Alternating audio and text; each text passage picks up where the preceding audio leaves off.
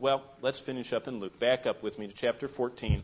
Where do we get this love? Well, I showed you from Romans 5 and Acts chapter 10. It's a supernatural event, so it's an impossible. We can't do it. You can't go to Walmart and buy this. You can't go to First Church and earn it.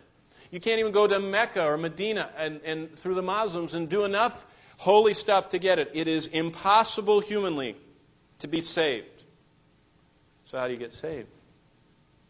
Well, whoever will call out to the Lord. I want to end with this. Jesus describes it this way. Let me read the rest of these verses. He says, anyone comes to me, verse 26, and doesn't hate his father, his mother, his brothers, and even his own life, he can't be my disciple.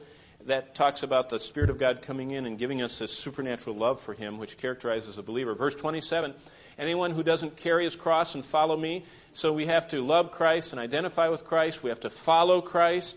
Verse 33, in the same way, anyone who does not give up everything he has cannot be my disciple. What does that mean? We give up all to Christ. What is that? That is a supernatural event. That is not human. We cannot do that. I can't try my hardest to say, I give up everything and I want you to, accept me and save me. I just know one thing. I know, God, I'm a sinner.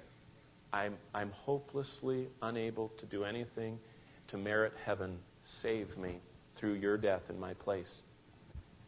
When I was a little boy, I was very aware of my sin. In fact, I was a really bad little boy. I'm a bad big boy, but I was really worse little boy. And I remember my parents always warned me, because I used to collect snakes, and I don't know who. I hate snakes. I don't know why I collect them, but I had to feed my snake collection, and so I would run around outdoors and chase frogs. I was a little guy. And they always said, when you're chasing those frogs, don't just jump over those fences.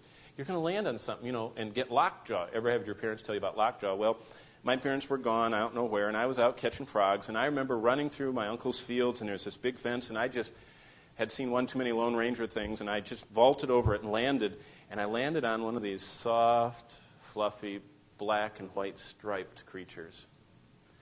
And usually, they're more afraid of us, but this one happened to have rabies, and rabies makes skunks to be aggressive. So that thing saw me, and I saw its big, boy, they have white, sharp teeth, and it ran up to me, and it just bit me right in the leg, just attached right to me. Then when it pulled off, it turned around and gave it to me.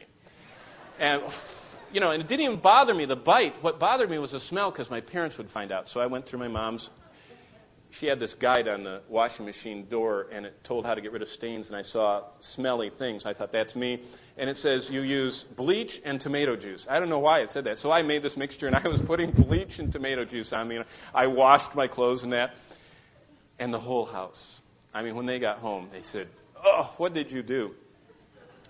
But they began to be concerned about that bite, and the doctor says, that animal, aggressive, has rabies. So they rushed me down to the hospital, and it turned out that I needed the rabies vaccine. So I was in the hospital, and the duck and horse serum rabies, and to make a long story short, I was allergic to the serum. And each one of the shots, you need 30 of them, it's a series, each one swelled up as big as a dinner plate, and they give them to you in your legs and your stomach for some reason. And so I had these dinner plate-sized, huge, overlapping red welts.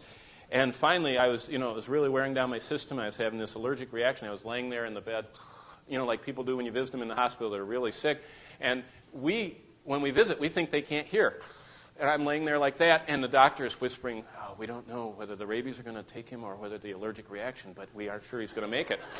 I'm laying there, and I'm going, I can hear you. I'm dying, eh? So my parents, they did a little adrenaline thing, and they brought me this book, and it was really the sweetest little book. It was about a little boy that died in the hospital. I always remember reading that book, and I knew I was, it wasn't a secret why they brought me the book.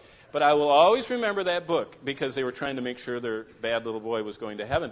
And I was, but it was a good book, and what it told was the sweetest story of the simplicity of salvation. 2 little boys were in the hospital. One was in this bed, another was in this bed. This one had a non-life-threatening, and this one had been run over by a truck and was totally crushed, and his whole body was bandaged and cast. And the little boy in this bed wanted to make sure the little boy in this bed was going to heaven. So he said, it's so simple. He said, it's telling Jesus that I'm a sinner and saying, you're my only hope, Jesus of Nazareth passing by, save me. So he said, if you want to be saved, when Jesus comes by, let him know and call out to him. And so little boys conferred, and finally the little healthy boy got out of his bed, and help the little unhealthy boy that was dying to get ready for Jesus, to get saved. And so the story ends. I'll always remember when I got to the last page, I turned the page, and it says, and then, during the night shift, the nurse came around to check on the bandaged boy, and the most curious thing happened. They found him with pillows underneath his little hand, holding it up, and his little bandaged hand was up like this, and he had died with his little hand up. You know what I thought about?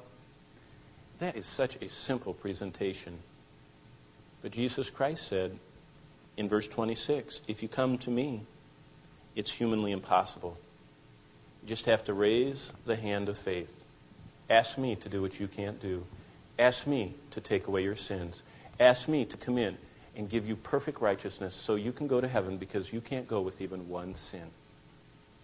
Have you come to Christ? Have you experienced the powerful gospel